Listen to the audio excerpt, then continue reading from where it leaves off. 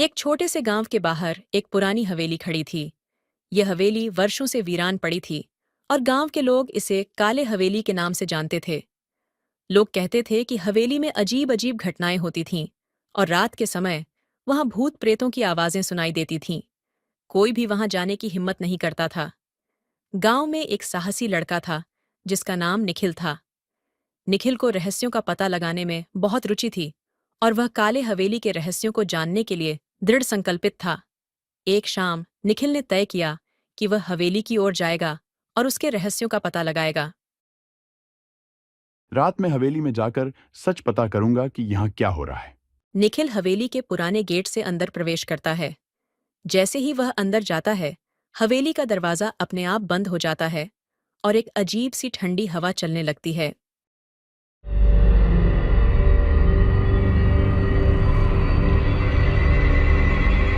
यहाँ बहुत अंधेरा है, लेकिन मैं हिम्मत नहीं हारूंगा।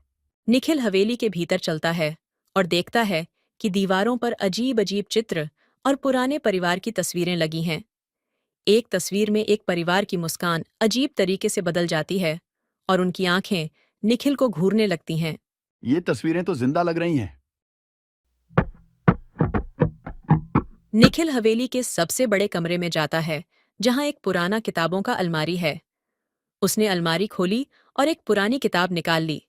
किताब के पन्नों पर खून से लिखे हुए संदेश थे। जैसे ही निखिल किताब को पढ़ता है, हवेली में अजीब घटनाएं शुरू हो जाती हैं।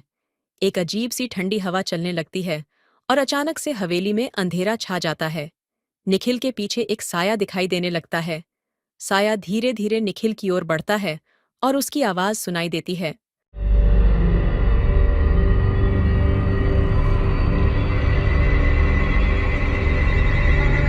तुम यहाँ क्यों आए हो? तुम्हें यहाँ से बाहर निकल जाना चाहिए। निखिल डर के मारे कांपता है और सोचता है कि कैसे वह हवेली से बाहर निकले। निखिल ने सोचा कि वह हिम्मत नहीं हार सकता। उसने धीरे धीरे हवेली के मुख्य दरवाजे की ओर बढ़ने की कोशिश की। जैसे ही वह दरवाजे के पास पहुंचता है, दरवाजा अपने आप खुल जाता है और एक उज्ज्वल प्रकाश दिखाई देने लगता है। मैं यहाँ से निकलने वाला हूँ। ये सब एक बुरा सपना लगता है।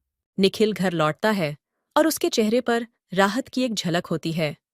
अगले दिन वह गांव वालों को हवेली की कहानी सुनाता है और बताता है कि वह वहां से भाग गया और किसी प्रकार की आत्मा या भूत से नहीं मिला। गांव वाले बोले, तुम्हारी हिम्मत बहुत बड़ी है, लेकिन हमें यह भी समझना चाहिए कि काले हवेली में क्या हो रहा था। शायद वहां कुछ अधूरी कहानियां हैं।